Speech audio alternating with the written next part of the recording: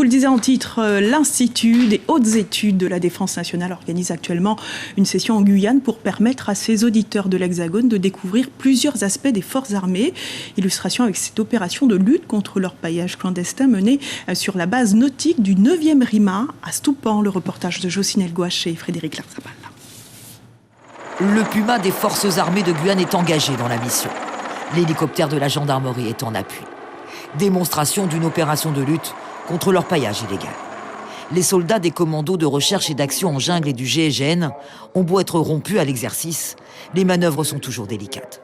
Les opérations Harpie sont une des missions du 9e RIMA en Guyane. Une des composantes des FAG pour le 9e RIMA, c'est 250 soldats qui sont engagés de manière quotidienne en opération. Au moment où on se parle, on a 250 soldats qui sont en train soit de patrouiller en forêt, soit d'assurer la protection d'un site, soit de se déplacer sur le fleuve Maroni, la rivière Mana, etc. Donc 250 soldats de manière permanente. Et puis de manière particulière, on peut consentir un effort significatif, ce qui a été fait le mois dernier où on a déployé 500 soldats. Donc là, le régiment a consacré plus de 50% de son effectif total pour les opérations de lutte contre l'orpaillage illégal. C'est très significatif. Une démonstration sous les yeux de militaires et de civils venus en Guyane pour une session de l'IHEDN, l'Institut des hautes études de la défense nationale. Cet homme travaille au service statistique du ministère des Armées à Paris. Cette session en Guyane est importante pour sa profession. Dans mon métier, c'est la statistique, c'est-à-dire qu'on traite des sujets via les chiffres, via les données, via les indicateurs. Donc on livre des clés de compréhension à nos utilisateurs, que ce soit des autorités du ministère ou bien au grand public. Un peu comme le fait l'INSEE d'ailleurs sur l'ensemble du territoire national. Donc l'enjeu, évidemment, c'est d'aller au-delà du chiffre, au-delà de l'indicateur, de comprendre de façon très précise la matière qui est manipulée.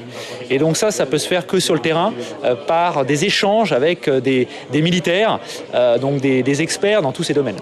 La Guyane, un terrain où les missions des forces armées sont multiples, l'idéal pour l'Institut des hautes études de la défense nationale. Les auditeurs qui sont à l'IHEDN sont donc des responsables ou des futurs responsables. Il y a des députés, il y a des sénateurs, il y a des élus, il y a des chefs d'entreprise, il y a des hauts fonctionnaires. Ils ne seront pas des professionnels de la défense. Mais en revanche, lorsqu'ils prendront leurs décisions, ils auront en tête tel ou tel aspect de la défense et ils se diront « Ah, là, il faut que je pense à réfléchir à la question de la défense nationale, parce que la défense nationale, c'est pas l'affaire des militaires, c'est l'affaire de toute la nation. Et je dirais que la défense nationale, c'est la défense de la nation par la nation. L'IHEDN organise 6 sessions par an, dont une pour l'outre-mer. La prochaine à destination des militaires et des civils de Guyane se tiendra en mai prochain.